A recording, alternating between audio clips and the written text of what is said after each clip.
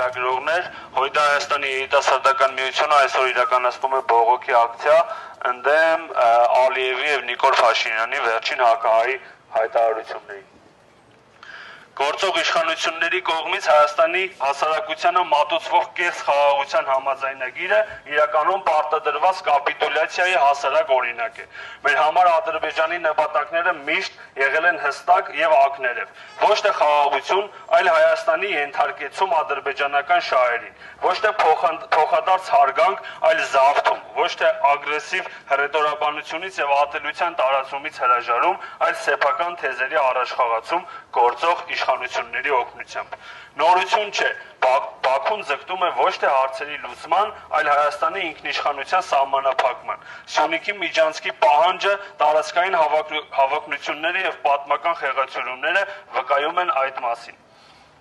Սևանա լճի սեփականացման քարոզչական գործընթացը, որը սկսել է Ադրբեջանի նախագահը եւ որին ջանք չխնայելով աջակցում են ադրբեջանական շահերի պաշտպանները Ռուբեն Ռուբինյանը, Նիկոլ Փաշինյանը, Ալեն Սիմոնյանը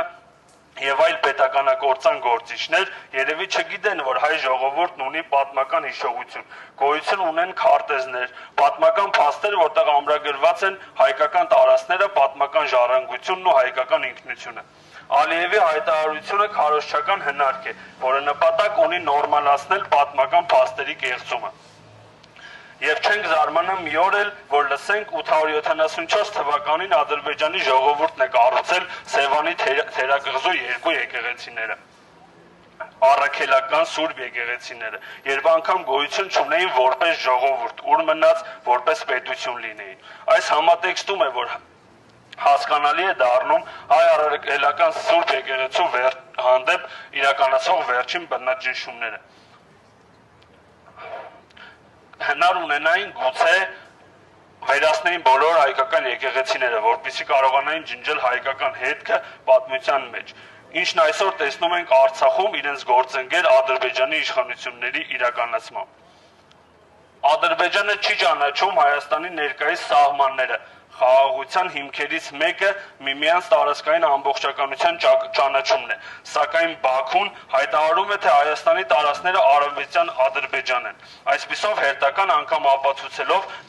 նախաստորագրված փաստաթղթի կեղծ լինելը։ Անվտանգային համակարգի չգոյության պայմաններում խոսել իրական խաղաղության եւ սահմանային անվտանգության մասին, այն էլ 2020 թվականին սկսված պատերազմից հետո համոզված ենք, որ ոչ թե միամտություն, քաղաքական անմեղսունակություն մասին է, այլ հստակ դավաճանության։ Երբ երկիրը չունի լիարժեք պաշտպանություն, բանակը կարիք ունի վերակազմակերպման, հարևան երկիրը ոչ միայն չի ընդունում կատարած հանցանքները, այլև շարունակում է սպառնալ միակողմանի զիջումները եւ մեր շահերի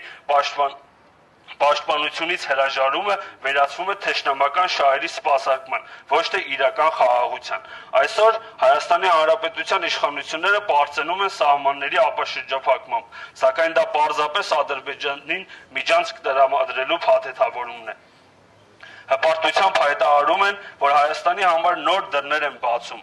Այնիշ միակ դուռը, որ բացվել են, Թուրանի համար նախատեսված դուռն է, Ադրբեջանին Նախիջևանի հետ անխոչնդոտ կապի դուռն է, դրա դիմաց չստանալով շոշափելի ոչինչ։ Հաստատված խաղաղության պայմաններում Բաքուն